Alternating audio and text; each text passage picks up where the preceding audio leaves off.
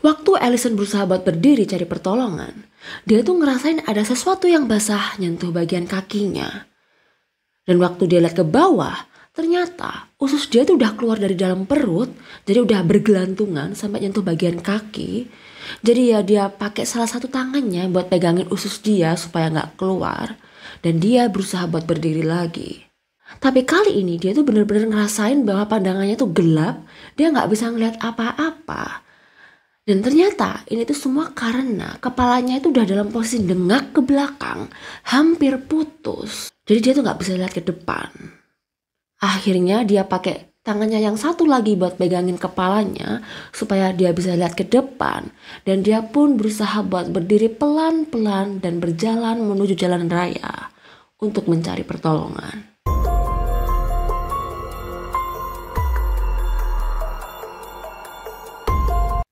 Hey fam, balik lagi di PKK, pembahasan kasus kriminal. Di episode kali ini kita bakalan bahas tentang kasusnya Allison Botha, seorang wanita yang berhasil selamat dari maut. Meskipun mungkin kalau dipikir secara logika kayaknya nggak mungkin banget ya. Tapi berkat perjuangan gigihnya dan juga ada banyak sekali keajaiban yang terjadi, akhirnya dia pun berhasil untuk selamat dan menemukan happy endingnya. Oke, langsung aja ke pembahasannya. I hope you're ready. Ada dua pelaku dalam kasus kali ini, Franz dan juga Tins. Tapi kita mulai dari Franz dulu karena dia nih kayak bosnya gitu. Jadi Franz Detoit tumbuh di sebuah keluarga yang harmonis, gak ada permasalahan yang berarti di keluarganya. Ayahnya juga merupakan seorang polisi. Tapi akhirnya si Franz ini malah tumbuh jadi anak yang nakal karena waktu dia usia remaja itu dia kayak salah pergaulan gitulah. Jadi akhirnya dia malah ngikut teman-temannya jadi anak nakal, suka bikin onar. Bahkan di usia 13 tahun dia ini udah mengkonsumsi obat-obatan terlarang dan dia juga sempat membakar sekolahannya sendiri sampai akhirnya dia dikeluarin dari sekolah. Franz ini juga sempat pacaran sama ketua aliran penyembah iblis. Dan karena dia pacaran sama ketuanya, secara otomatis dia kan juga menjadi anggota di sana. Dan dia pun juga ikut melakukan ritual-ritual penyembahan iblis. Bahkan dia itu mengeklaim bahwa dia sempat dimasukin sama iblis dan dia pun akhirnya punya kekuatan iblis karena dirasukin itu tadi. Sebenarnya Franz ini juga sempat jadi anggota militer, tapi karena dia bikin masalah terus, akhirnya dia pun dikeluarin. Terus dia sempat nikah sama seorang wanita dan punya anak cewek. Tapi karena dia ngerasa kalau istrinya itu gak bisa muasin dia, akhirnya Franz pun ninggalin istrinya itu tadi dan juga anaknya. Gak lama setelah itu dia nikah lagi. Terus dia punya anak cowok. Nah masalahnya lagi, si Franz ini walaupun dia tuh udah punya istri, udah punya anak, dia ini tetap bergantung ke orang tuanya. Bahkan secara finansial dia tuh gak pernah bisa punya kerjaan tetap. Jadi secara keuangan dia tuh dapat bantuan dari orang tuanya. Terus setiap kali dia tuh kena masalah secara hukum, dia ini ngandelin ayahnya. Karena ya ayahnya kan polisi, jadi ayahnya ini bantuin dia supaya bisa bebas dari penjara gitulah. Nah karena semua itu, jadi Franz itu malah semakin ngerasa gak punya tanggung jawab. Karena apapun yang terjadi, dia bisa minta tolong ke orang tuanya. Nah, itu tadi tentang Franz. Sekarang kita bahas tentang Tins. Tins Kruger. Dia ini malah kayak kebalikannya Franz. Kalau Franz kan dia tuh beruntung, tumbuh di lingkungan keluarga yang harmonis, terus sayang sama dia. Sedangkan Tins ini, dia itu tumbuh di keluarga yang gak sehat. Karena bahkan ketika dia itu masih di dalam kandungan, dia ini udah ditinggalin sama ayah biologisnya yang merupakan seorang kriminal dan juga pecandu obat-obatan terlarang. Dan karena waktu itu posisinya ibu Tins ini lagi hamil, mungkin dia ngerasa kayak sendirian gitu butuh temen. Akhirnya dia mutusin buat nikah lagi. Tapi gak selang lama setelah Tins lahir, lagi-lagi ibunya Tins ini ditinggalin sama suaminya. Dan waktu Tins umur 9 bulan, ibunya Tins ini nikah lagi untuk ketiga kalinya. Dan ini malah jadi kayak masalah baru karena suaminya yang baru ini malah sering memperlakukan teens dengan tidak baik. Dia tuh sering ngelakuin kekerasan, entah itu secara fisik ataupun secara seksual. Dan karena ngerasa tertekan dan ngerasa nggak bahagia, teens ini tuh beberapa kali kabur dari rumah dan dia juga sempat beberapa kali berusaha buat mengakhiri hidupnya sendiri. Di usia 15 tahun, teens ini berhenti sekolah dan dia juga sempat jadi anggota militer tapi akhirnya keluar. Terus, teens ini juga sempat pacaran sama anggota aliran sesat penyembah iblis. Sama kayak si Franz. Cuman kalau si Franz kan pacaran sama ketuanya. Nah, si teens ini pacaran sama anggota aliran sesat itu tadi. Di usia 19 tahun, teens ini akhirnya gak sengaja ketemu dan kenalan sama Franz. Sedangkan waktu itu, Franz ini usianya 26 tahun. Jadi ada sekitar 7 tahun perbedaan usia lah di antara mereka. Nah, waktu si Franz sama teens ini ketemu buat pertama kalinya, mereka itu ngerasa kayak yang, kok kita banyak banget persamaannya ya. Jadi mereka ini sama-sama pernah jadi anggota militer tapi akhirnya keluar, sama-sama berhenti sekolah. Dan anehnya lagi mereka juga sama-sama pernah pacaran sama anggota aliran sesat penyembah iblis. Dan ya semakin mereka ngobrol, semakin mereka itu ngerasa kayak klop gitu, cocok. Apalagi saat itu ya mereka itu sama-sama udah kayak punya kepercayaan yang cukup mendalam tentang penyembahan iblis itu tadi. Franz juga ngaku kalau dia itu punya kekuatan iblis lah. Terus dia pernah dirasukin bla bla bla bla. Dan karena si teens waktu itu posisinya dia kan jauh lebih muda dibandingkan si Franz. Dia dikasih cerita ini itu ya percaya-percaya aja. Dan dia nganggep Franz ini jadi kayak sosok kakak panutan gitulah, kayak senior. Sebenarnya Franz ini tuh udah beberapa kali melakukan tindakan pemerkosaan terhadap beberapa wanita. By the way, sorry ya, aku plesetin jadi pemerkosaan daripada ntar dimasalahin sama YouTube. Anyways, Franz ini udah beberapa kali ngelakuin pemerkosaan. Yang pertama dia tuh lakuin sendirian terhadap seorang wanita umur 20 tahun. Dan di hari itu, wanita umur 20 tahun ini dipaksa untuk ngelakuin itulah sama dia sebanyak 2 kali. Dan setelah kejadian itu, sebenarnya si Franz ini udah dilaporin sama cewek ini tadi. Tapi karena pihak polisi itu merasa nggak ada bukti yang kuat secara fisik yang bisa buktiin kalau emang Franz pelakunya, akhirnya Franz ini malah dibebasin gitu aja, nggak dikasih hukuman apapun. Nggak lama setelah kejadian itu, Franz sama teens ngelakuin tindakan pemerkosaan bersama-sama.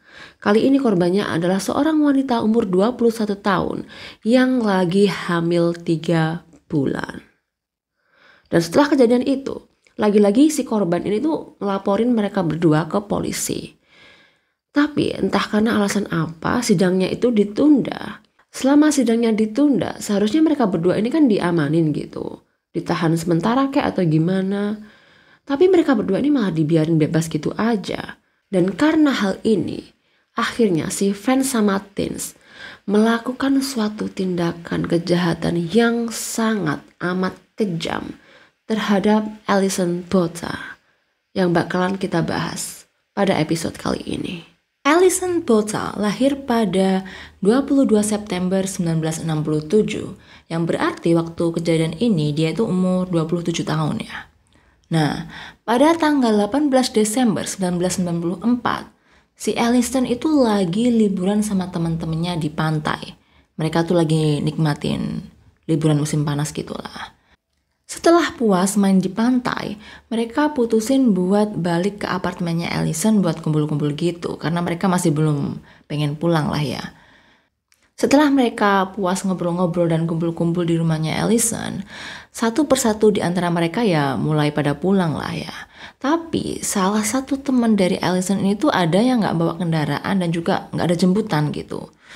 Jadi ya Alison kasihan daripada temennya ini tadi pulang jalan kaki. Akhirnya dia putusin buat nganterin temennya itu tadi pulang. Nah, masalahnya setelah nganterin temennya ini tadi, si Allison itu kan balik ke apartemen. Dia mau parkir tuh mobilnya. Ternyata tempat dimana dia tuh biasanya parkir udah diambil orang lain. Jadi ya terpaksa dia carilah tempat parkiran yang lain ya kan. Nah sayangnya tempat parkiran yang tersisa itu tuh agak jauh dari apartemennya dia, dan juga di sana tuh kondisinya gelap dan sepi gitu loh. Tapi ya gimana lagi, nggak ada pilihan lain kan. Jadi ya akhirnya Allison parkir mobilnya di sana. Nah setelah parkir mobilnya, ya Allison matiin tuh mesin mobilnya. Dia berniat mau turun dari mobil terus balik ke apartemennya. Tiba-tiba ada cowok nggak dikenal yang buka pintu mobilnya Allison. Dan cowok ini nyodorin pisau ke lehernya Allison. Dan dia ngancem, kamu pindah ke sana. Duduk di bagian kursi penumpang. Kalau kamu nggak mau, aku bakalan bunuh kamu. Ya karena ketakutan, Allison akhirnya pindah dong, duduk di samping. Ya dari sini kita bisa tebak lah ya siapa cowok ini. Ya siapa lagi kalau bukan si Franz. Jadi setelah Allison pindah ke kursi penumpang, terus Franz masuk ke dalam mobil dan nyalain mobilnya, mereka pun akhirnya pergi dari tempat itu. Dan Allison tuh sama sekali nggak tahu dia mau dibawa kemana. Dan si Franz ini tuh ngendarain mobilnya kenceng banget, kecepatan tinggi gitu. Ya Allison tambah takut. Dia sempat sih kepikiran, apa aku nekat aja ya buka pintu mobil terus lompat keluar. Tapi ya jelasnya kalau dia lakuin itu dia bakalan luka parah sih. Soalnya ya lagi-lagi mobilnya itu lagi bergerak dalam kecepatan tinggi. Terus kan ya karena nggak jadi berani lompat, si Allison tanya nih ke si Franz, kita mau kemana sih? Turunin aku dong gitu. Si Franz bilang, enggak, udah nggak usah khawatir, aku ini cuman jemput temanku aja kok. Jadi sebenarnya si Allison ini juga antara percaya nggak percaya sih sama omongannya si Franz. Tapi ya dia mau gimana lagi ya kan. Apalagi waktu dia coba nawarkan, kamu mau jemput teman kamu, ya udah bawa nih mobil aku, tapi turunin aku di sini ya. Jadi kita sama-sama enak kan kalau kayak gitu. Ternyata si Franz-nya nolak. Dia bilang, enggak, aku butuh ada temen nih di perjalanan. Udah kamu duduk di situ aja, nggak usah khawatir. Nggak bakalan aku apa-apain kok. Ya udah dia duduk di situ dan ya cuma bisa pasrah doang. Terus tiba-tiba Franz berhenti di sebuah klub malam. Dan nggak selang lama, Tins keluar dari klub itu dan duduk di bagian kursi belakang. Nah, waktu Tins masuk ke dalam mobil, sebenarnya Allison ini tuh kayak punya firasat buruk gitu loh. Soalnya cara mandangnya Tins itu kayak dingin terus serem gitu. Nah, setelah jemput si Tins ini, Allison berharap dia bakalan diturunin di tengah jalan atau diantarin balik gitulah ya. Ternyata malah si Franz ini bawa mobilnya itu ke arah jalanan sepi. Nggak ada orang di sekitarnya.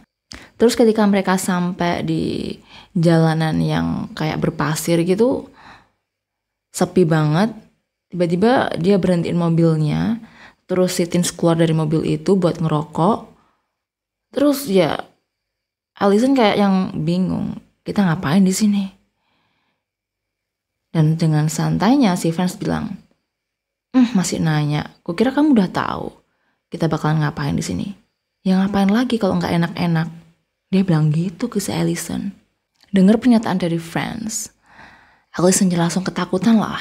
Terus dia berusaha mohon-mohon kayak yang, aduh please jangan bawa mobil aku deh, tapi tolong lepasin aku.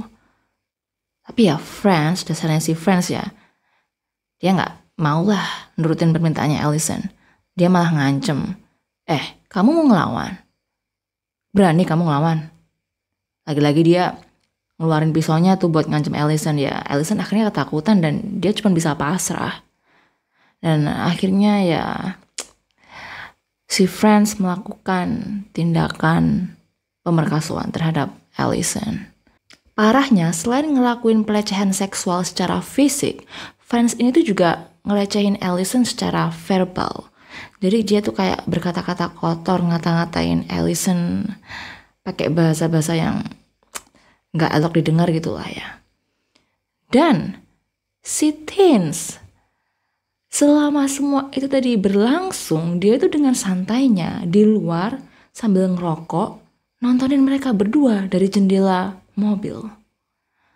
Kayak malah dijadiin tontonan dong.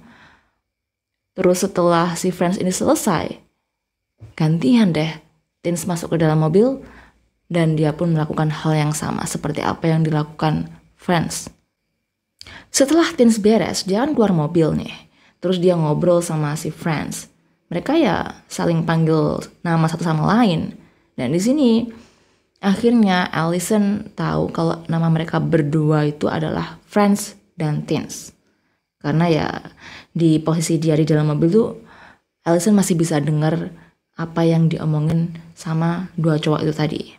Nah, si Franz sama si Tins itu tuh diskusi kayak, kita terus apa ini cewek ini? Mau dilepasin gitu aja atau gimana? Tapi kan mereka ada pengalaman, udah pernah dilaporin kan sama cewek yang pertama terus sama cewek yang kedua. Nah, jadi dari situ mereka mikir, nanti kalau dilepasin gitu aja, nih cewek juga pasti bakalan laporin kita ke polisi, malah tambah kita nanti dapat masalah lagi. Jadi akhirnya ya mereka berdua sepakat, ya udah kalau gitu mendingan kita habisin aja nih cewek, biar kita aman. Dengar kalau Franz sama Tins berniat mau habisin dia, ya Allison berusaha kabur lah. Dia keluar dari mobil itu, dia gak peduli sama sekali kalau dia itu dalam keadaan tanpa busana sehelai pun.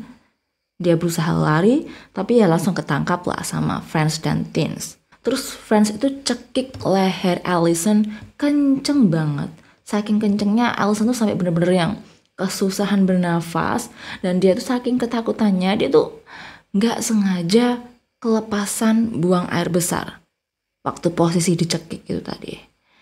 Dan ya karena cekikan itu tadi kenceng banget, bagian batang tenggorokan Allison tuh sampai remuk gitulah. Dan ya karena remuk itu tadi, akhirnya Allison bener-bener gak bisa bernafas sedikit pun. Dan dia pun akhirnya pingsan. Terus waktu ngelihat keadaan Allison pingsan gitu, si Franz sama Tins ngerasa gak cukup karena ini cuma sekedar pingsan aja. Kita harus bener-bener pastiin cewek ini gak bisa bangun lagi. Bener-bener udah dead gitu lah ya, mati. Terus akhirnya si Franz keluarin pisau yang udah dari awal dipakai buat ngancem Allison tuh tadi.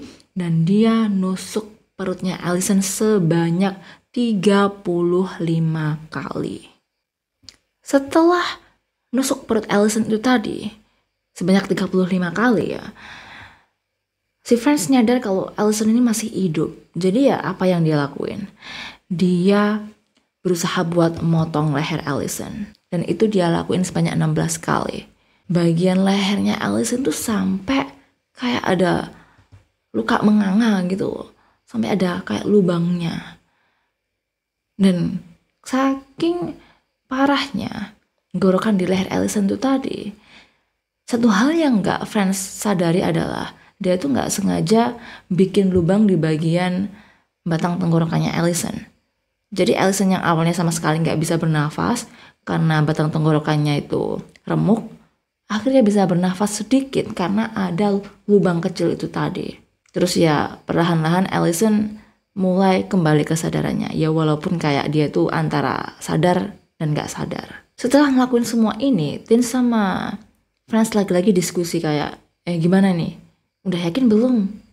Udah bener-bener dead ya nih cewek. Terus mereka ya mikir kayak, gak mungkin sih cewek ini bisa survive, bisa bertahan dengan luka separah itu. Kalaupun sekarang masih belum bener-bener 100% dead, nanti juga dibiarin di sini, lama-lama dia bakalan tewas sendiri gitu. Jadi akhirnya mereka kembali ke mobilnya Allison, terus mereka tancap gas deh. Ninggalin Allison di situ sendirian, jauh dari jalan raya, jauh dari jangkauan orang-orang yang lewat. sendirian dalam keadaan mengenaskan dan tanpa busana. Terus entah apa alasannya, selagi mereka tancap gas itu ya, mereka ambil baju Allison yang masih ketinggalan di dalam mobil, terus mereka lemparin ke badannya Allison gitu aja. Mungkin risih ada bajunya Allison di situ atau gimana, nggak tahu ya. Tapi intinya itulah yang mereka lakuin. Ditinggalin gitu aja sama friends dan teens. Allison ya cuma bisa pasrah.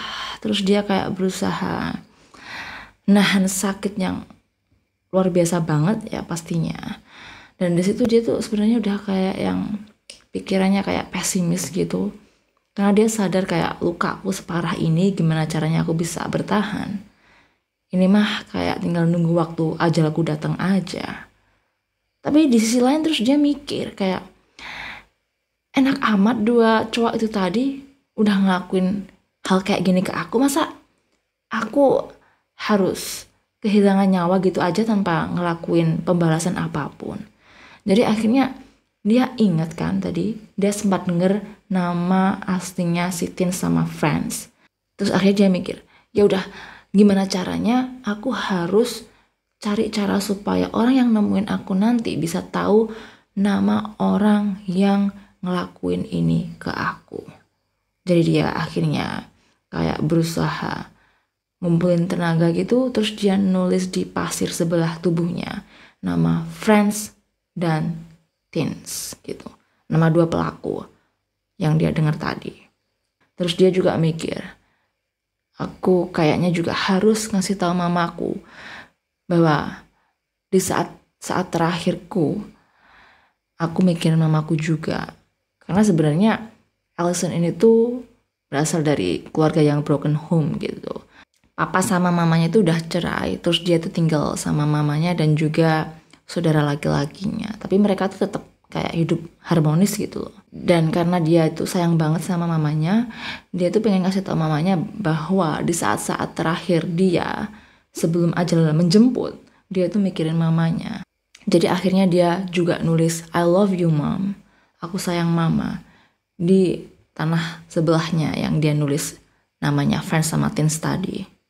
Nah setelah itu dia ngelakuin apa? Ya dia cuman bisa berbaring di situ dengan lemah, ngelihat langit dan pasrah, nunggu ajal gitulah. Terus sambil dia di sana cuman bisa diem sambil nungguin ajalnya, dia mikir kayak, loh kok aku masih hidup? Emangnya masih ada harapan ya? Emangnya aku masih bisa bertahan ya? Terus karena dia udah lumayan lama di sana dan ternyata dia masih bisa bertahan, dia terus mikir kayak, oke, kalau aku masih bisa bertahan sampai di titik ini, paling nggak aku harus berusaha semaksimal mungkin buat bertahan hidup. Jadi ya akhirnya dia lagi-lagi ngumpulin tenaga, dia berusaha buat berdiri.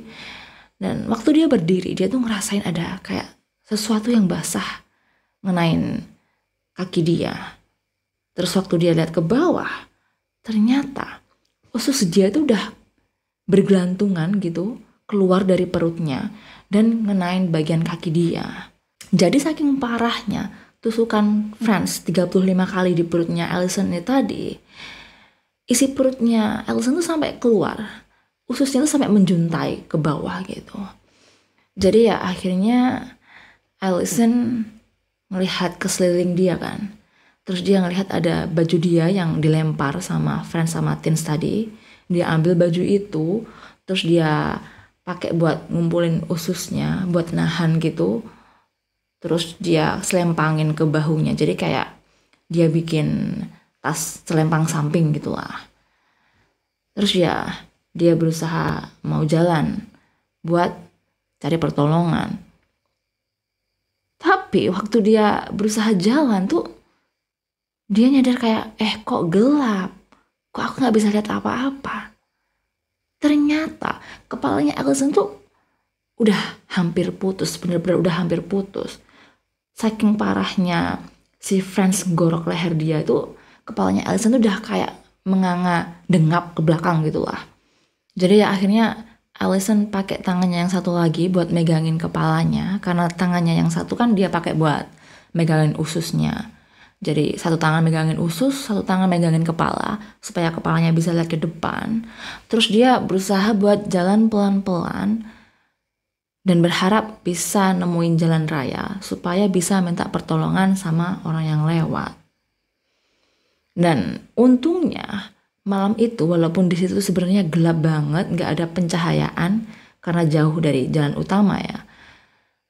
Untungnya waktu itu tuh bulan purnama, bulannya itu benar-benar terang gitu. Jadi ya karena bulan purnama ini tadi, Allison dapat pencahayaan dan jalannya jadi lumayan terang dan Allison bisa cari jalan rayanya. Terus waktu dia udah di pinggiran jalan raya nih, dia kan nunggu mobil atau motor yang lewat lah ya. Ada mobil yang lewat di depannya Allison, dan ketika mobil itu mendekati Allison, mobilnya itu kayak slow down gitu lah, mengurangi kecepatan, mungkin mau ada niatan lah mau bantu Allison. Tapi ya entah ya, mungkin karena Allison kelihatan kayak serem banget ya, bisa dibayangin ususnya udah keluar, kepalanya udah nengap ke belakang, dan dia juga dalam keadaan tanpa baju, mungkin kelihatan kayak zombie gitu ya. Dan mungkin karena hal ini juga, si pengendara mobil ini tadi mungkin ketakutan lihat Allison yang kayak gitu. Jadi dia akhirnya malah jalan bablas gitu aja, nggak nolongin Allison. Ya Allison jelasnya kecewa dan ngerasa kayak udah helpless, ngerasa kayak udah nggak ada harapan lagi. Tapi nggak selang-lama setelah itu, dia ngelihat ada lampu mobil lagi yang lewat. Dan kali ini mobilnya berhenti dan mau nolongin Allison. Jadi mobil ini tuh sebenarnya full berisi para siswa yang lagi liburan gitulah. Dan salah satu penumpang dari mobil ini adalah seorang cowok berumur 20 tahun bernama Tiens. Bukan Teens ya, Tiens. Jadi namanya mirip gitulah. Dan si Tiens ini adalah seorang mahasiswa jurusan kedokteran hewan. Waktu Tiens ngelihat keadaannya Allison, dia ya kayak yang shock banget karena keadaannya Allison tuh udah kayak parah. Saking parahnya itu udah kelihatan kayak zombie, mana dia nggak pakai baju kan ya. Terus tapi ini kok masih bisa hidup, gimana bisa? Tapi insting dia langsung kicked in lah. Instingnya langsung bekerja.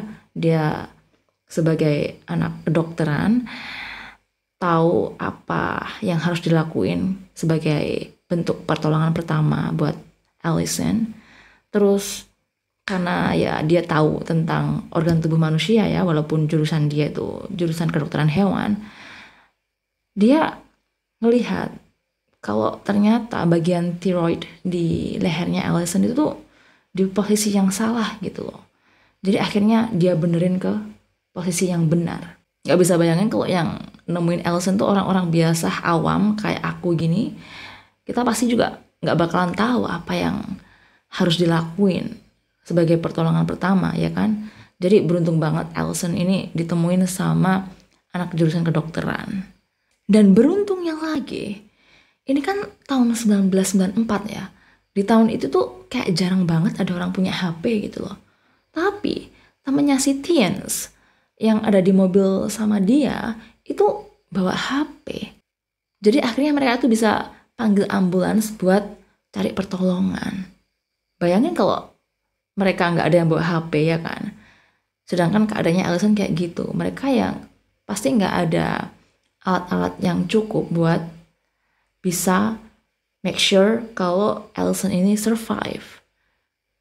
Nah jadi ya apa yang bisa mereka lakuin ya mereka cuma bisa pastiin kalau Allison ini bisa bertahan sampai ambulansnya datang. Dan si Tiens ini tuh berusaha banget buat jaga supaya Allison itu tetap sadar gitu loh. Dia ngajak ngomong si Allison, ngomong kalau kamu tuh cantik banget loh, bla bla bla bla. Pokoknya berusaha ngajak ngobrol supaya Allison ini nggak sampai pingsan gitu loh. Karena kalau sampai pingsan bahaya, takutnya ntar nggak bangun lagi gitu loh. Dan masalahnya ambulansnya tuh nggak datang-datang. Ditunggu 10 menit, 15 menit, 20 menit, 30 menit, sampai 1 jam ambulansnya tuh nggak datang-datang dong. Mana keadaannya Allison tuh kan udah parah banget. Dan Allison semakin lama tuh semakin kayak udah kehilangan harapan. Dia tuh bilang ke teens, ya yang di teens ya. Bilang ke teens kayak yang, ya udahlah, aku udah pasrah. Yang penting aku paling gak udah berusaha, makasih ya udah bantuin aku kayak gitu. Tapi si teensnya tuh gak mau nyerah gitu aja. Dia kayak nyemangatin Allison, ayo kamu pasti bisa, ayo tetap buka mata ya, jangan tutup mata. Intinya dia tuh berusaha ngasih semangat, kasih kekuatan buat Allison. Dan sampai akhirnya 2 jam berlalu, Allison tuh udah kayak yang cuman bisa senyum lemah gitu aja. Dan di 2 jam ini akhirnya finally ambulansnya datang dan Allison pun dibawa ke rumah sakit. Sampainya di rumah sakit ya, para dokter langsung cepet-cepet buat ngasih pertolongan ke Allison. Di sana mereka nyadar bahwa wah, keadaannya ini udah parah banget. Ini benar-benar kayak keajaiban cewek ini bisa bertahan sampai sejauh ini. Jadi mereka akhirnya berusaha buat nyelamatin Allison dan di situ mereka nemuin fakta bahwa ternyata luka-luka yang ada di tubuhnya Allison itu tadi, meskipun Friends itu kayak ugal-ugalan banget, bayangin aja 35 tusukan di perut, 16 tusukan di leher, tapi sayatan-sayatan dan tusukan-tusukannya itu tuh nggak ngenain organ-organ fatal yang ada di tubuhnya Allison.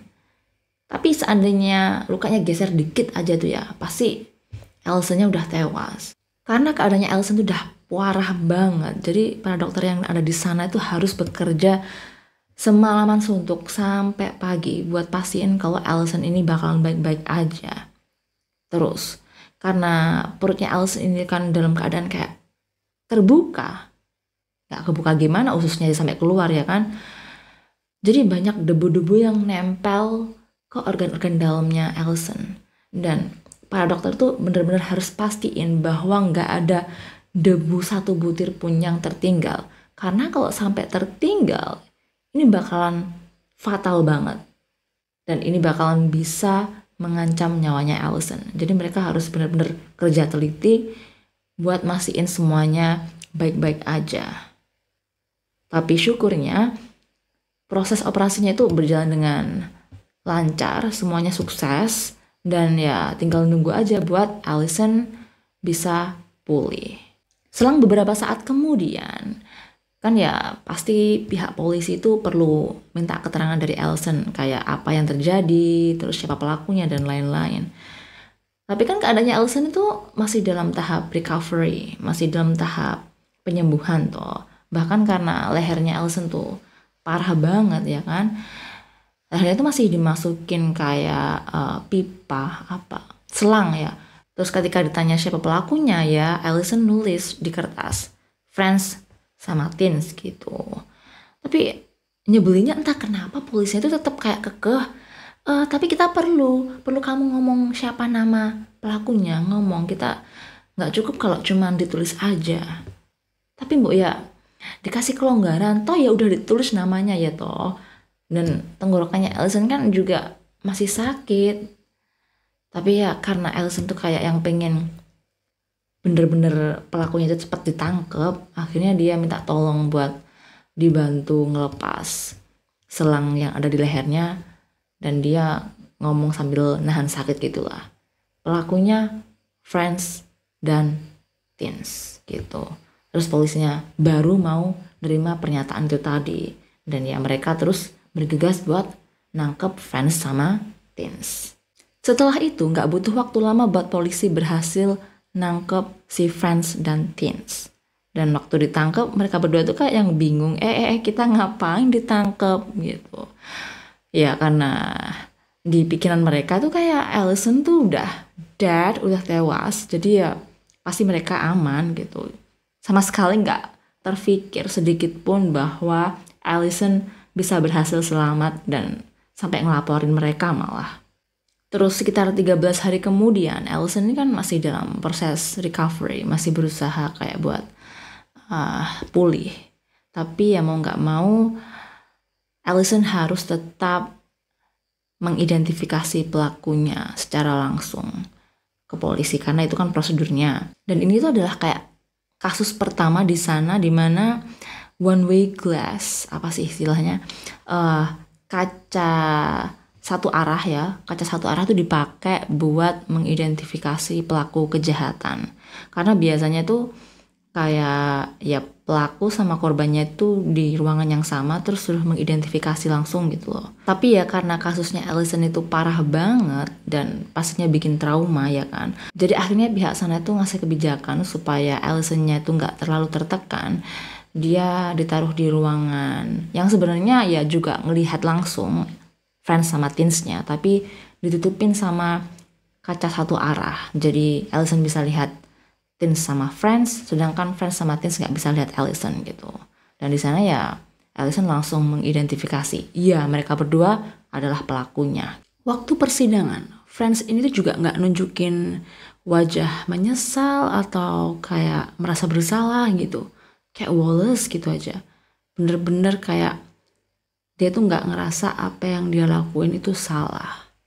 Nah, terus setelah di dalam penjara pun, entah apa yang dipikirin sama pihak yang ada di sana ya, pihak berwajibnya ya. Si Friends ini tuh malah dikasih kebebasan, dia tuh sampai punya akun Facebook. Bayangin akun Facebook. Jadi ya dia ini malah main Facebook, kenalan sama cewek-cewek, pacaran sama cewek-cewek luar negeri. Kayak sejak kapan narapidana dibiarin punya akun Facebook, main sosmed? Enak banget. Aneh pokoknya. Sedangkan Allison, dia berusaha buat menata ulang kembali hidupnya. Dia berusaha buat bangkit. Terus dia juga 2 tahun setelah kejadian itu ya, dia ketemu cowok dan akhirnya menikah. Cuman waktu itu dia dapat kabar bahwa karena operasi yang dia jalani akibat dari kejadian itu, dia tuh dinyatakan nggak bakalan bisa punya anak. Tapi lagi-lagi ada keajaiban yang luar biasa. Dia di pernikahan itu dia berhasil hamil ya. Dan anaknya juga terlahir dengan sempurna, sehat, tanpa kurang satu apapun. Bahkan di kehamilannya dia yang kedua, dia itu dipertemukan lagi sama si Tiens. Tiens yang nyelamatin dia, bantu buat kasih pertolongan pertama sampai dibawa ke rumah sakit. Nah, setelah kejadian itu, ternyata si Tiens itu terus ngerasa kayak, oh ternyata bisa bantu nyelamatin nyawa orang itu seperti ini rasanya ya. Jadi itu dia kayak ada panggilan dari dalam dirinya bahwa dia harus menjadi dokter supaya dia bisa menyelamatkan lebih banyak nyawa lagi. Jadi awalnya yang dia itu kuliah jurusan kedokteran hewan, akhirnya dia pindah jurusan dan akhirnya jadi dokter yang menangani Allison waktu dia ngelahirin anak keduanya. Terus ya intinya Allison ini tuh berhasil bangkit, bahkan dia juga jadi motivator, kasih motivasi sama orang-orang yang mungkin mengalami hal sama seperti dia. Terus setiap ada acara-acara apa gitu dia jadi speaker, jadi pembicara. Dia sampai udah ke 30 negara yang berbeda, diundang sana sini. Dia tuh intinya bener-bener kayak menjadi Allison yang baru, Allison yang lebih apa ya, kuat dari sebelumnya. Terus di tahun 2016 kisahnya Allison ini tuh mau dijadiin film dokumenter. Dan kalian tahu si Friends lagi-lagi dia tuh bener-bener nggak tahu diri ya. Di sana dia itu bener-bener nggak tahu malu. Dia intinya minta Allison ini tuh bikin kayak semacam surat yang dimana dia menyatakan bahwa dia tuh udah maafin semua kesalahannya Friends, terus ditandatanganin. Terus gak cuma itu aja, Friends juga minta uang bagian royalti dari pembuatan film dokumenter itu. Ya, si Allison gak mau lah ya, enak aja. Dan kalian tahu alasannya si Friends bilang kayak gitu. Dia tuh bisa-bisanya bilang ke Allison kayak gini. Ya soalnya kalau bukan berkat aku ya, kamu gak bakalan bisa sepopuler sekarang. Kamu gak bakalan bisa sesukses ini. Yang bikin greget lagi ya. Di tahun 2013 kemarin, ada peraturan baru. Yang dimana di peraturan itu disampaikan bahwa semua narapidana itu berhak mendapatkan kesempatan untuk banding gitu lah. Jadi ada kemungkinan Franz itu bisa dibebaskan dalam kurun waktu cuman nggak sampai 30 tahun di penjara. Dan dengar berita ini ya jelasnya Allison terpukul banget lah ya. Coba bayangin gimana perasaannya. Orang yang udah ngelakuin itu semua ke dia malah ada kemungkinan bisa dikeluarin dari penjara karena adanya peraturan baru itu tadi. Ya, jadi itu tadi adalah kasus dari Alison Botha. Gimana menurut kalian? Kalau menurut aku, Alison ini tuh bener-bener wanita yang sangat strong sih ya. Bener-bener kuat. Karena aku rasa nggak semua orang bakalan bisa sekuat dia kalau di posisi yang sama. Oke, sampai ketemu di video selanjutnya. I'll see you. Bye-bye.